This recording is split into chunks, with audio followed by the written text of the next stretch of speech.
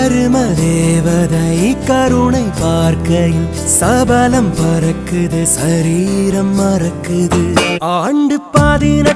அனைவர்க்கும் தாயடி அன்னை தெரேசாவின் பேத்தியும் நீயடி